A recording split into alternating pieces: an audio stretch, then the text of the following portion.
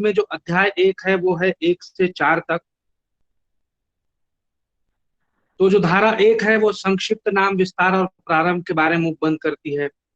धारा 2 जो है वो अधिनियमितियों का निरसन द्वारा निर्सित है। धारा 3 जो है वो निर्वचन खंड के बारे में उपबंध करती है। धारा 4 जो है उपधारणा कर सकेगा, उपधारणा करेगा और निश्चायक सबूत के बारे में उपबंध करती है। अध्याय 2 जो है वो 5 से लेके 55 तक की धाराएं हैं, जिनमें से हम जो पढ़ चुके हैं वो धारा 5 है, विवादक तथ्यों और सुसंगत तथ्यों का साक्ष्य दिया जा सकेगा। धारा 6 में एक ही समव्यवहार के भाग होने वाले तथ्यों की सुसंगति। धारा 7 जो है वे तथ्य जो विवादक तथ्यों के प्रसंग हेतु या परिणाम है। धारा 8 हेतु तैयारी और पूर्व या पश्चात का आचरण। और धारा 9 सुसंगत तथ्यों के स्पष्टीकरण या पुनः स्थापना के लिए आवश्यक तथ्य। और धारा 10 सामान्य परिकल्पना के बारे में षड्यंत्रकारी द्वारा कही गई या की गई बातें। आज की क्लास में हम देखेंगे धारा 11 वे तथ्य जो अन्यथा सुसंगत नहीं है, कब सुसंगत होते हैं।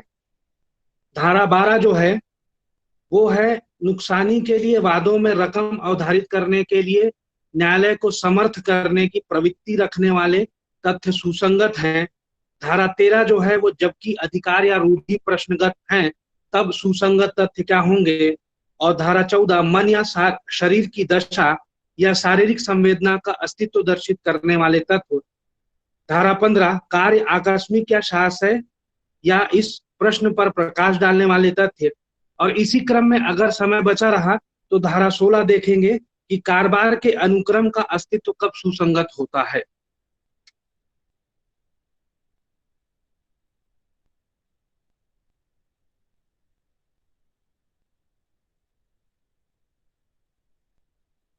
तो स्क्रीन पर देखिए आप धारा 11 जो है कि वे तथ्य जो अन्यथा सुसंगत नहीं है कब सुसंगत होते हैं। तो शीर्षक से यह ज्ञात होगा कि वे तथ्य जो अन्यथा सुसंगत नहीं है, मतलब किसी प्रकार से वो सुसंगति प्रत्यक्ष रूप से सुसंगति दिखा नहीं रहे हैं, तब भी वो सुसंगत होते हैं। तो ऐसे जो समस्याएं हैं उनके समाधान के लिए धारा 11 जो है वो बताई गई है। जैसे आप उदाहरण से समझने का प्रयास करें इसको, कि अगर किसी अभियुक्त के ऊपर ये किसी अपराध को कारित करने का आरोप है कि वो किसी विशिष्ट समय में किसी विशिष्ट स्थान पर उपस्थित था। अब अगर उसकी उपस्थिति उसी विशिष्ट समय पर अगर इतनी दूर हो उस घटना स्थल से कि जहां तक किसी भी प्रायोगिक तौर पे जो साधन है उससे दोनों जगह पे उसी समय उपस्थित होना संभव ना हो, तो यहाँ पे उस अभियुक्त की अन्यत्र उपस्थिति मतलब घटना स्थल पे उपस्थित न होना, ये तथ्य, और घटना स्थल पे उपस्थित होकर अपराध करना, ये तथ्य। तो यहाँ पे उसकी अन्यत्र उपस्थिति जो है वो यहाँ पे अन्यथा सुसंगत नहीं है, फिर भी ये सुसंगत होगी, क्योंकि यहाँ पे ये बताती है कि अगर कोई व्यक्ति किसी विशिष्ट समय में किसी विशिष्ट स्थान पर उपस्थित था तो वह व्यक्ति उसी समय पे मतलब एक ही समय पे वो दो जगहों पे उपस्थित नहीं हो सकता। तो इस नाते ये सुसंगत हो जाएगा। तो मैं आशा करता हूं कि आपको समझ में आया होगा कि धारा 11 में हम क्या पढ़ने जा रहे हैं। तो वे तत्व जो अन्यथा सुसंगत नहीं है कब सुसंगत होते हैं। सांविधिक उपबंध देखते हैं कि वे तथ्य जो अन्यथा सुसंगत नहीं है सुसंगत हैं। पहला, यदि वे विवादक तथ्य या सुसंगत तथ्य से असंगत हैं, यदि वे स्वयं या अन्य तथ्यों के संसर्ग में किसी विवादक तथ्य या सुसंगत तथ्य का अस्तित्व या अनस्तित्व अत्यंत अधिसंभाव्य या अनअधिसंभाव्य बनाते हैं। तो यहाँ पे क्या है कि सारतः हम अगर समझे कि कोई ऐसा तथ्य है जो स्वयं या उन तथ्यों से मिलके अगर किसी विवादक तथ्य या सुसंगत तथ्य के एग्जिस्टेंस का या नॉन एग्जिस्टेंस को, ठीक है, इतना संभाव्य बना देता है कि वो चीज हो सकती है या इतना अनअधिसंभाव्य बना सकता है कि वो नहीं हो सकती। तो उसके अस्तित्व या अनिस्तित्व के बारे में उपबंध करती है, तो वहां पे वो सुसंगत ना होते हुए भी वे तथ्य जो हैं वो सुसंगत हो जाएंगे। तो ये उपबंध था धारा 11 का।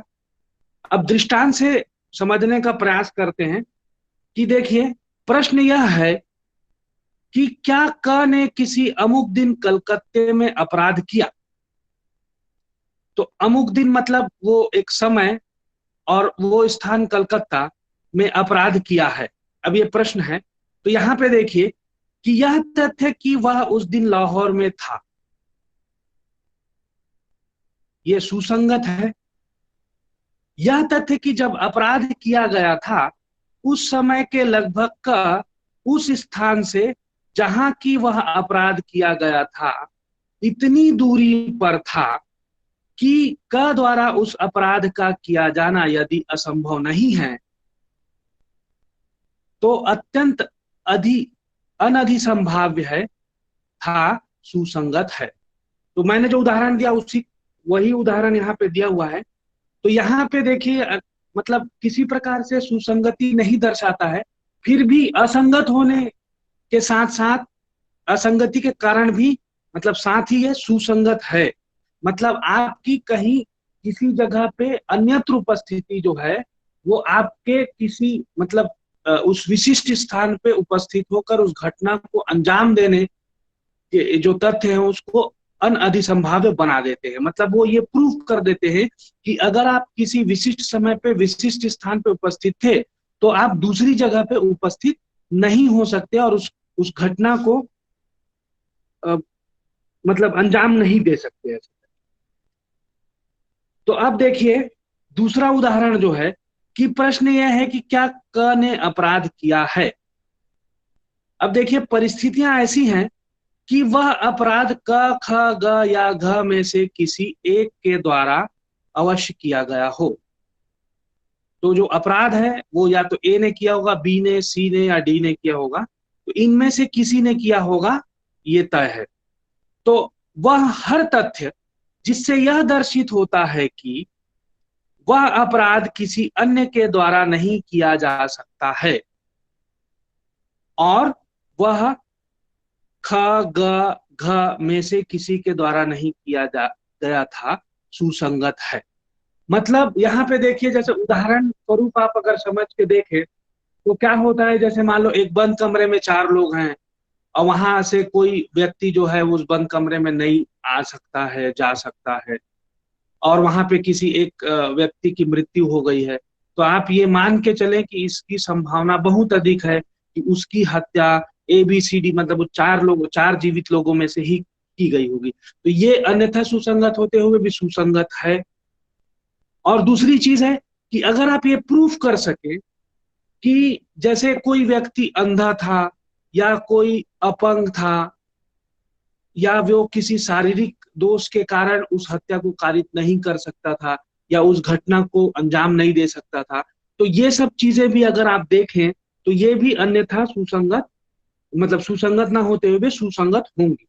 तो ये था आपका उदाहरण जो था धारा 11 में दिया हुआ था। तो ये उपबंध थे आपके धारा 11 के। अब देखिए धारा 12 जो है वो क्या बोलती है कि नुकसानी के लिए वादों में रकम अवधारित। तो अवधारित एक नया शब्द है जिसका अर्थ है किसी निर्णय पर आना या निश्चायक रूप से या प्राधिकृत रूप से प्रतिपादित करना, अवधारित करने का तात्पर्य। तो नुकसानी के लिए वादों में रकम अवधारित करने के लिए न्यायालय को समर्थ करने की प्रवृत्ति रखने वाले तथ्य जो हैं वो सुसंगत होते हैं। तो यहाँ धारा जो 12 है वो क्या बताती है कि ऐसे तथ्य सुसंगत हैं जो नुकसानी के वादों के लिए रकम अवधारित करने के लिए, ठीक है, ये प्रयोजन है, और क्या करते हैं कि न्यायालय को समर्थ करने की प्रवृत्ति रखते हैं। तो ऐसे सभी जो तथ्य हैं वो सुसंगत। तो उन वादों में जिनमें नुकसानी का दावा किया गया है कोई भी तथ्य सुसंगत है जिससे न्यायालय नुकसानी की वह रकम अवधारित करने के लिए समर्थ हो जाए जो अधिनिर्णित की जाने चाहिए। तो अधिनिर्णित शब्द जो है उसका तात्पर्य होता है किया गया निर्णय या जांच करने के पश्चात किया गया विनिश्चय। तो यहाँ पे आप देखिए कि अगर स्पष्ट रूप से अगर कोई ऐसा कोई वाद आता है जिसमें ये नुकसान की रकम को अवधारित करना है कि कितने का नुकसान हुआ, तो जैसे मान लो किसी की फसल जो है वो चौपट हो जाती है, तो अब यहाँ पे नुकसानी का वाद मतलब कितने की रकम चौपट हुई है उसका अगर मुआवजा देना है, तो यहाँ पे न्यायालय क्या है कि उन सभी जो तथ्य हैं, जैसे कि पिछले साल जो है उसी खेत से उस कृषक को कितनी आय हुई थी या उसका आय देख सकता है, तो इन सभी चीजों को क्या है कि समर्थ अगर न्यायालय को समर्थता प्रदान करता है कोई भी ऐसा तथ्य और ऐसी प्रवृत्ति रखता है, तो ऐसे कोई भी तथ्य जो है वो सुसंगत हो जाएंगे। किसमें? नुकसानी के लिए वादों में रकम अवधारित करने के लिए। तो ये थी धारा 12। अब देखते हैं धारा 13 को। जबकि अधिकार या रूढ़ी प्रश्नगत है तब सुसंगत तथ्य। तो यहाँ पे ध्यान दीजिएगा कि कब, जब अधिकार या रूढ़ी प्रश्नगत है तब कौन कौन से तथ्य जो है वो सुसंगत। तो देखिए उपबंध जो है वो ये बताता है कि जहां की अधिकार या रूढ़ी के अस्तित्व के बारे में प्रश्न हो, वहां कौन कौन से तथ्य सुसंगत होंगे। पहला देखिए क जो है कि कोई समव्यवहार जिसके द्वारा प्रश्नगत अधिकार या रूढ़ी सृष्टि दावाकृत उपांतरित मान्यकृत प्रख्यात या प्रत्याख्यात की गई थी या जो उसके अस्तित्व से असंगत था। तो ये सभी चीजें। उसके बाद दूसरा जो है वो देखिए कि वे विशिष्ट उदाहरण जिसमें वह अधिकार या रूढ़ी दावाकृत मान्यकृत या प्रयुक्त की गई थी या जिनमें उसका प्रयोग विवादग्रस्त था, प्रख्यात किया गया था या उसका अनुसरण नहीं किया गया था। तो ये सभी चीजें जो है उसके पक्ष में और उसके विपक्ष में, मतलब कि उसको उस चीज को बताने के लिए कि वो चीजें का समर्थन करती है और वो जिनका उनका समर्थन नहीं करती हैं, ये सभी जो हैं, ये सभी तथ्य जो हैं वो सुसंगत होंगे। कब? जब अधिकार या रूढ़ी प्रश्नगत है। कि आपको ये बताना है कि ये रूढ़ी जो है वो रूढ़ी है और चली आ रही है। ऐसे उदाहरणों में ये जो है आप तथ्यों को देखेंगे। अब दृष्टांत से देखने का प्रयत्न करते हैं कि प्रश्न क्या है कि क्या का एक मीन क्षेत्र पर अधिकार है, मतलब मछली पकड़ने का जो स्थान है।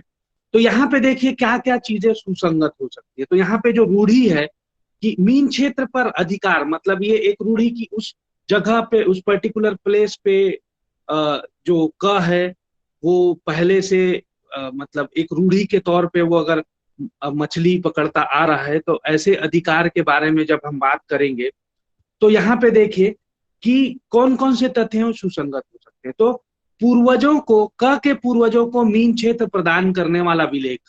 तो ऐसा कोई भी दस्तावेज जो ये बताता है कि क के पूर्वजों को वो मीन क्षेत्र जो था वो दिया गया था।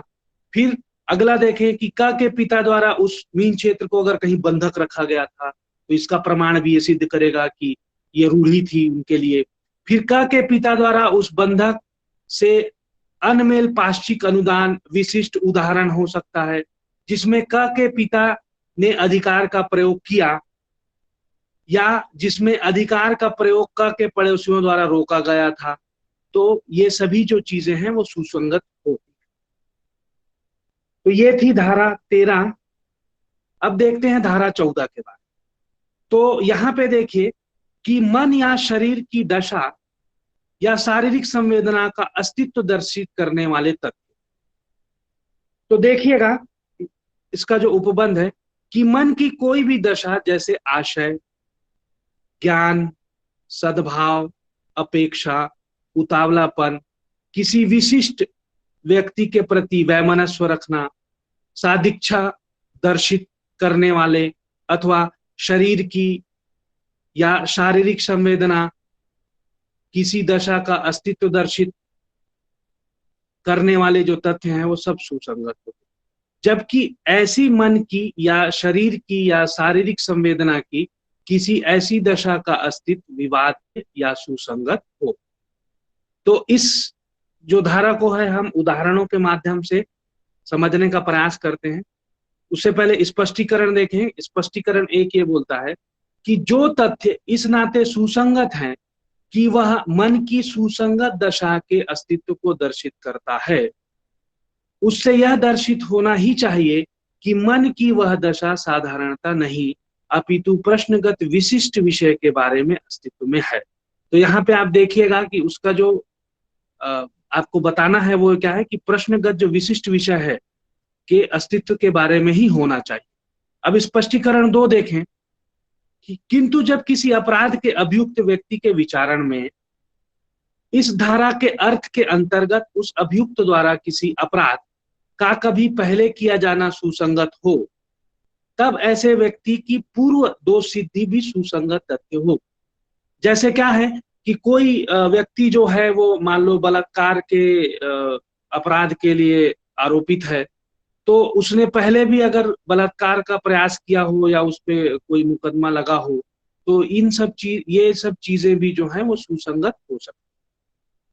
तो ये बताता है। अब उदाहरणों के माध्यम से समझने का प्रयास करते हैं धारा 14 को, कि देखिए क चुराया हुआ माल जानते हुए कि वह चुराया हुआ है प्राप्त करने का अभियुक्त है, कि चुराई हुई संपत्ति रखने का आरोप है इस पे। तो यह साबित कर दिया जाता है कि उसके कब्जे में कोई विशिष्ट चुराई हुई चीज थी और तथ्य कि उसी समय उसके कब्जे में कई अन्य चुराई हुई चीजें थीं। यह दर्शित करने की प्रवृत्ति रखने वाला होने के नाते सुसंगत है कि जो चीजें उसके कब्जे में थीं उसमें से हर एक और सब के बारे में वह जानता था कि वह चुराई हुई संपत्तियां थी। तो जैसे आप कहीं कोई चोरी की गई संपत्तियां पकड़ाती हैं और यहाँ पे प्रश्न ये है कि वो चुराई हुई संपत्तियों को रखा हुआ है, तो कोई और संपत्ति जो है वो चुराई हुई थी उसके पास, तो ये उसके आशय को जानने, मतलब ये उसके नॉलेज को जानने के लिए पर्याप्त सुसंगत है कि उसने चुराई हुई संपत्ति का कब्जा जो है वो अभी प्राप्त किया है, या फिर उसने चुराई हुई संपत्ति को जानते हुए अपने पास रखा हुआ है। अब देखिए कि क पर किसी अन्य व्यक्ति को कूटकृत सिक्का कपटपूर्व परिधान करने का अभियोग है, तो जिसे वह परिधान करते समय जानता था कि वह कूटकृत है। तो यहाँ पे अब देखेंगे कि उसके नॉलेज में था कि वो जो चीज है वो कूटकृत है, ठीक है। तो यह तथ्य कि उसके परिधान के समय क के कब्जे में वैसे ही कूटकृत सिक्के थे, तो उसने और कुछ सिक्के रखे हुए थे, ये सुसंगत तथ्य हो गया। यह तथ्य कि ए एक कूटकृत सिक्के को यह जानते हुए कि वह सिक्का कूटकृत है, उसे असली के रूप में किसी अन्य व्यक्ति को परिधान करने के लिए पहले भी दोष सिद्ध किया, मतलब उसको पहले से भी उसके ऊपर चार्ज लगा हुआ था, तो ये चीजें कि उसने पहले भी ये काम किया था, तो उसके आशय को बताने के लिए पर्याप्त है और सुसंगत है।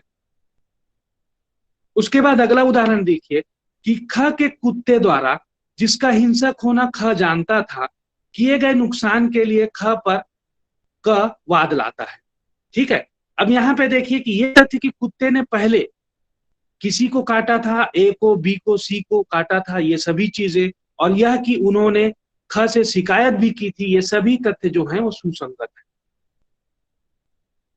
ये बताने के लिए कि उसका जो मालिक है वो ये जानता था कि उसका जो कुत्ता है वो हिंसक है।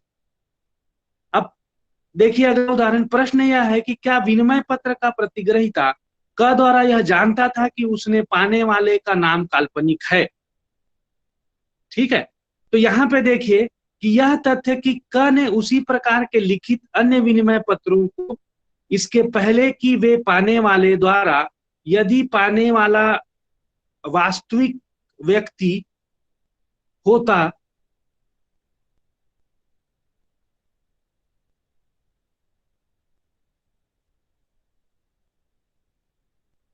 तो उसको पारेषित किए जा सकते थे, प्रतिग्रहित किया था। यह दर्शित करने के नाते सुसंगत है कि यह जानता था कि पाने वाला व्यक्ति काल्पनिक है। अब देखिए अगला उदाहरण, क पर ख की ख्याति को अपहानि करने के आशय से एक लांछन प्रकाशित करके ख की मानहानि करने का अभियोग है। तो यहाँ देखिए यह तथ्य कि ख के बारे में क ने पूर्व प्रकाशन किए, जिनसे ख के प्रति क का वैमनस्व दर्शित होता है, इस कारण सुसंगत है कि उसके प्रश्नगत विशिष्ट प्रकाशन द्वारा ख की ख्याति की अपहानि करने का क का आशय साबित होता है। तो यहाँ पे उसका इंटेंशन दिखता है। ये तथ्य कि क और ख के बीच पहले कोई झगड़ा नहीं हुआ था और कि क ने परिवादगत बात को जैसे सुना था वैसे ही दोहरा दिया, यह दर्शित करने के नाते कि क का आशय ख की ख्याति अपहानि करना नहीं था, ये भी रेलिवेंट है। अब अगला उदाहरण देखें कि ख द्वारा क पर यह वाद लाया जाता है कि ग के बारे में क ने ख से कपटपूर्ण व्यपदेशन किया कि ग शोधक्षम है, जिससे उत्प्रेरित होकर ख ने ग का जो दिवालिया था भरोसा किया और हानि उठाई। तो यह तथ्य कि जब क ने ग को शोधक्षम व्यपदिष्ट किया था, तब ग को उसके पड़ोसी और उसके व्यवहार करने वाले व्यक्ति शोधक्षम समझते थे, यह दर्शित करने के नाते कि क ने व्यपदेशन किया सद्भाव पूर्वक किया था, ये भी सुसंगत तथ्य है। तो इसी प्रकार और उदाहरण दिया हुआ है जिसको आप पढ़ लीजिएगा, तो इससे स्पष्ट हो जाएगा कि कौन कौन से ऐसे तथ्य हैं जो सुसंगत होते हैं अनुच्छेद 14 के अंतर्गत। तो इसमें बहुत सारे उदाहरण दिए हुए हैं। जैसे ये देखिए कि प्रश्न यह है कि क्या क अपनी पत्नी ख के प्रति क्रूरता का दोषी है। तो यहाँ पे देखिए अभी कथित क्रूरता के थोड़ी देर पहले या पीछे उनकी एक दूसरे के प्रति भावना की अभिव्यक्तियां जो हैं वो क्या एक दूसरे के बारे में सोचते थे, ये भी सुसंगत तथ्य।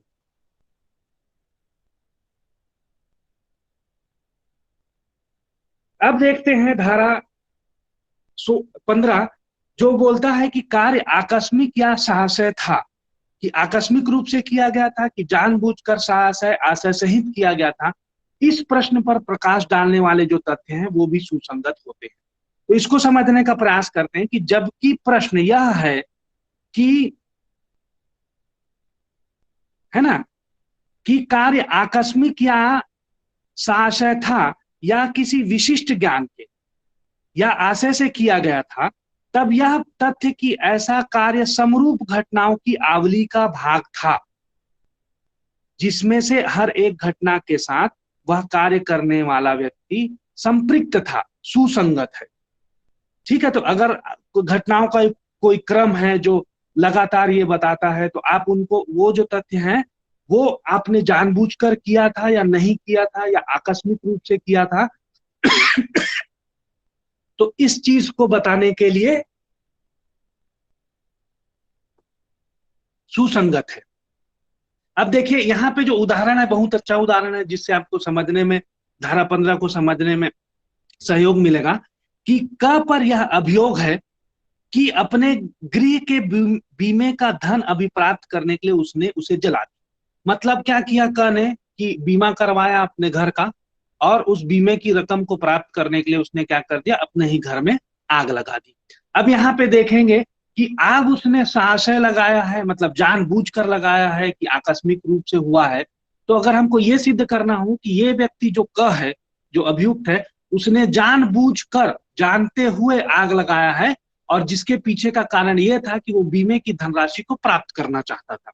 तो यहाँ पे देखिए कि ये तथ्य कि क कई गृहों में एक के पश्चात दूसरे में रहा, जिसमें हर एक का उसने बीमा कराया था, पहली चीज। जिनमें से हर एक में आग लगी, ये चीज। और जिन अग्निकांडों में से हर एक के उपरांत क को किसी भिन्न बीमा कार्यालय से बीमा धन मिला, ये सुसंगत होगा। तो इस नाते सुसंगत है कि अब ये तथ्य क्यों सुसंगत होंगे कि उसने पहले भी घर जलाया था, बीमा करवाया था, वो लगातार घरों को बदलता रहा है और हर बार उसके पुराने घर में आग लगी है और उसने बीमे की धनराशि प्राप्त की है विभिन्न कार्यालयों से। तो ये सब सभी सुसंगत होंगे। क्यों? क्योंकि उनसे यह दर्शित होता है कि वे अग्निकांड आकस्मिक नहीं थे। ठीक है, तो ये उदाहरण था। अब और उदाहरण देखना चाहें तो इस संदर्भ में कि ख के ऋणियों से धन प्राप्त करने के लिए क को नियोजित किया जाता है। ठीक है, अब क्या है कि क का यह कर्तव्य है कि वह बही में अपने द्वारा प्राप्त जो राशियां हैं, जो है ना, वो दर्शित करने वाली प्रविष्टियां करे कि उनको उस व्यक्ति को कितनी धनराशि प्राप्त हुई है, उनकी वो प्रविष्टियां करे। वह एक प्रविष्टि करता है जिसमें यह दर्शित होता है कि किसी विशिष्ट अवसर पर उसे वास्तव में प्राप्त राशि से कम राशि प्राप्त हुई। ठीक है, तो अब यहाँ पे प्रश्न क्या उठता है कि यह मिथ्या प्रविष्टि आकस्मिक थी कि जानबूझकर की गई थी।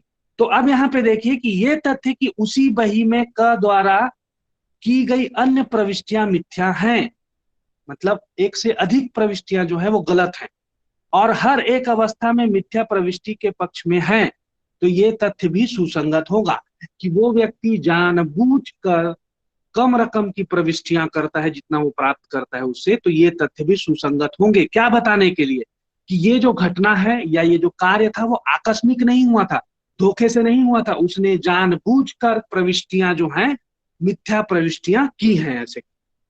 ठीक है, अब देखें एक और अंतिम उदाहरण है इसका कि ख को कपट पूर्वक कूटकृत रुपया परिधान करने का क अभियुक्त है, कि उसने क्या है जाली रुपया प्रदान किया है। तो अब प्रश्न यह है कि क्या रुपया का परिधान आकस्मिक था, धोखे से था, कि कभी वो है ना कि क नहीं जानता था उन चीजों को। तो यहाँ पे अगर ये प्रश्न उठता है तो यहाँ पे क्या देखा जाएगा कि यह तथ्य कि ख को परिधान करने के तुरंत पहले या बाद में क ने ग घ और अंग को कूटकृत रुपये प्रदान किए, परिधान किए। ठीक है, ये चीज इस नाते सुसंगत है कि उसने यह दर्शित होता है कि क्या कि ख को किया गया जो परिधान था वो आकस्मिक नहीं था, धोखे से नहीं हुआ था, क ने उसको जानबूझकर कूटकृत रुपया दिया था। तो यहाँ पे इसका आशय प्रदर्शित करता है, इसीलिए सुसंगत है। अब देखिए इसी संदर्भ में हम देखते हैं कि अंतिम धारा देख लेते हैं कि जो 16 है वो कारोबार के अनुक्रम का अस्तित्व कब सुसंगत होता है। तो अनुक्रम का मतलब होता है कि कार्यविधि की अभ्यासिक या सामान्य रीति से जब आप काम करते हैं ना, तो इनको बोलते हैं अनुक्रम, सामान्य अनुक्रम बोला जाता है इनको। तो देखिए कि कारोबार के अनुक्रम का अस्तित्व कब सुसंगत होता है। तो यहाँ पे है कि जबकि प्रश्न यह है कि क्या कोई विशिष्ट कार्य किया गया है या किया गया था, तब कारोबार के किसी भी अनुक्रम का अस्तित्व जिसके बारे में वह कार्य स्वभावतः किया जाता है सुसंगत होता है। जैसे कि कोई जो काम है, आपने कोई काम आपको बताते हैं कि ये काम हुआ है कि नहीं हुआ है, तो आप क्या करेंगे कि आप जो कारोबार करते हैं या आप जो काम करते हैं उसका जो सामान्य अनुक्रम है, जैसे कि चिट्ठियां पोस्ट करना होता है, तो आप क्या करते हैं कि जितनी भी चिट्ठियां पोस्ट कर रही है उसको एक जगह आप रखते हैं, या फिर डिलीवरी देना है तो उन पे क्या मार्किंग करके रखते हैं। तो ये सब जो आप डेली काम जो करते हैं आप अपने बिजनेस डेली रूटीन में, ये सभी चीजों को क्या है सुसंगत माना जा सकता है। तो उदाहरण से समझने का प्रयास करते हैं। देखिए उदाहरण दिया हुआ है, पहला उदाहरण ये है कि क्या एक विशिष्ट पत्र जो है प्रेषित किया गया था, मतलब पोस्ट किया गया था क्या। तो ये तथ्य कि कारोबार का यह साधारण अनुक्रम है, ठीक है, कि वे सभी पत्र जो किसी खास स्थान में रख दिए जाते हैं, डाक में डाले जाने ले जाए जाते थे, कि वह पत्र उस स्थान में रख दिया गया था सुसंगत है। कि हमको जितना भी लेटर पोस्ट करना होता था हम एक जगह पे रखते थे और उस जगह पे उस लेटर को रख दिया गया था। तो ये चीज, ये जो है वो आपके कारोबार का सामान्य अनुक्रम है और ये बताएगा कि आपका लेटर पोस्ट कर दिया गया था। अब दूसरा चीज ये देखते हैं कि अब प्रश्न ये है कि क्या एक जो विशिष्ट पत्र है वो किसी को मिला, कि सामने वाले को मिला कि नहीं मिला। तो ये तथ्य कि वह सम्यक अनुक्रम में डाक में डाला गया था, तो डाल दिया गया था, प्रेषित कर दिया गया था। और दूसरी चीज यह है कि वह पुनः प्रेषण केंद्र द्वारा लौटाया नहीं गया था, कि वो लेटर जो है वो जब प्राप्त नहीं होता है तो साधारणतः क्या होता है कि भेजने वाले को वापस आ जाता है, तो वो लेटर वापस नहीं आया, प्रेषण केंद्र द्वारा लौटाया नहीं गया। तो ये तथ्य भी सुसंगत है, जो ये बताएगा कि सामान्य रूप से जो है कि ये लेटर किसी विशिष्ट व्यक्ति को मिल गया है। तो ये हमने आज देखा, आज की क्लास में हमने देखा कि धारा 11 से लेके 15 तक, 16 तक, ठीक है। तो थोड़ा सा रिवीजन कर लेते हैं कि क्या क्या चीजें जो हैं हमने देखी हैं। तो देखिए धारा 1 जो है, ये सॉरी धारा 11 जो है वो ये बताता है